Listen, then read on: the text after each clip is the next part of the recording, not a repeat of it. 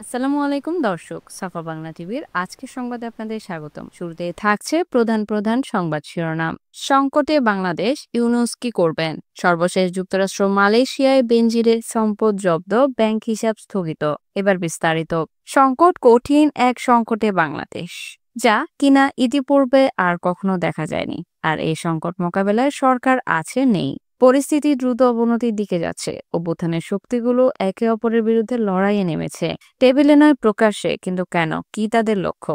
অনেকে বলেন অস্পষ্ট, আবেগে ভরা, কিন্তু মোটেই তা নয়। সুনির্দিষ্ট লক্ষ্য নিয়েই তারা হাঁটছেন ধারালো ছুরির উপর দিয়ে। বাংলাদেশের রাজনীতিতে এটা নতুন ঘটনা না হলেও এবার এটা অস্তিত্ব সংকটে ফেলে দিচ্ছে। বাংলাদেশকে নিয়ে যাচ্ছে এক উল্টো স্রোতে। একটি হত্যাকাণ্ড রাজনীতির মোড় ঘুরিয়ে দিচ্ছে। ওলটপালট হয়ে যাচ্ছে অর্জনগুলো। কূটকৌশলে প্রতিপক্ষকে ঘায়েল করছেন রাজনীতিকরা। এখানে আওয়ামী লীগ অনুপস্থিত। অভ্যুত্থানের শক্তিগুলো যে ভাষায় কথা বলছে তা দেখে দূর থেকে আওয়ামী লীগ হাসছে। হাসছে শেখ হাসিনা। যে শক্তি বঙ্গবন্ধুর ছবি ও ভাস্কর্য ভেঙেছে, সেই শক্তিকেও দেখা গেল জিয়াউর রহমানকে অবমাননা করছে, কুৎসিত ভাষায় স্লোগান দিচ্ছে। কারা মারল ব্যবসায়ী সোহাগকে? যে কোনো বিবেচনায় এটা নির্মম নিষ্ঠুর। ঘুঁটি কোথায় বসে সাজানো হয়েছিল তা নিয়ে রীতিমতো গবেষণা চলছে। এটা কি নিছক হত্যাকাণ্ড, নাকি রাজনীতির নোংরা কোনো খেলার অংশ? সময়ই বলে দেবে। তবে ক্রমে খোলাসা হচ্ছে, বিএনপিকে কোণঠাসা করতেই এটা যে পরিকল্পিত খেলা এখন তা স্পষ্ট। এখানে বিএনপির দায় আছে। 5ই আগস্টের পর দরজা খুলে দিয়েছিল, ময়লা আবর্জনায় ডুবে গেছে দলটি। কে জানে কার কি উদ্দেশ্য? বিএনপি নেতারা অসংখ্য দেখেছেন, মানুষ দেখেননি। বলছি ত্যাগী আর সৎ মানুষের কথা।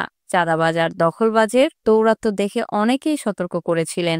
বিএনপি নেতারা তেমনটা আমলে নেননি। হাজী সেলিমের ক্যাডার যখন বিএনপির কাফেলায় যোগ দেয়, তখন বোঝা উচিত ছিল নিশ্চয়ই এর পেছনে কোনো মতলব আছে। এই সোহাগ ছিল হাজী সেলিমের বিশ্বস্ত ক্যাডার। তাকেই পৈশাচিকভাবে হত্যা করে তারই বন্ধুরা, যারা একসঙ্গে চাঁদাবাজির নিশানা উড়িয়েছিল। কারা তাকে হত্যা করলো, কেনই বা করলো? তদন্ত হচ্ছে, ফলাফল হয়তো জানা যাবে না। কারণ পেছনে দেশি বিদেশি কালো হাত রয়েছে। অভ্যুত্থানের শক্তিদের ভাগ করা যদি উদ্দেশ্য থাকে, তাহলে অতি সহজে হিসাব মেলাতে পারবেন না।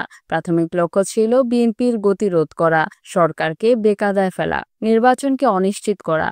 এই 3 লক্ষ্যই হাসিল হয়েছে। মানুষের মধ্যে ছড়িয়েছে আতঙ্ক। অভ্যুত্থানের ফসল কে ঘরে তুলবেন? একে অপরকে যে ভাষায় গালিগালাজ করছেন, রাজপথে আওয়াজ তুলছেন, তা রীতিমতো চমকে ওঠার মতো।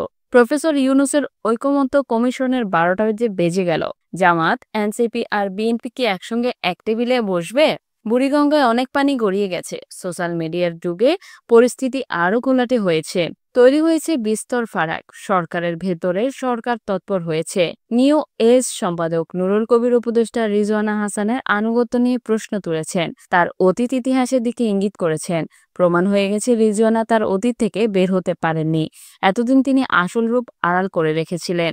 এদিকে পুলিশের সাবেক মহাপরিদর্শক বেনজির আহমেদের নামে যুক্তরাষ্ট্রে থাকা 2টি স্থাবর সম্পদ জব্দের আদেশ দিয়েছেন আদালত। এছাড়া দেশটির স্ট্যান্ডার্ড চার্টার্ড ব্যাংকে থাকা 2টি এবং মালয়েশিয়ার সিআইএবি ইসলামিক ব্যাংকে থাকা বেনজিরের 2টি অ্যাকাউন্ট স্থগিতের আদেশ দেওয়া হয়েছে।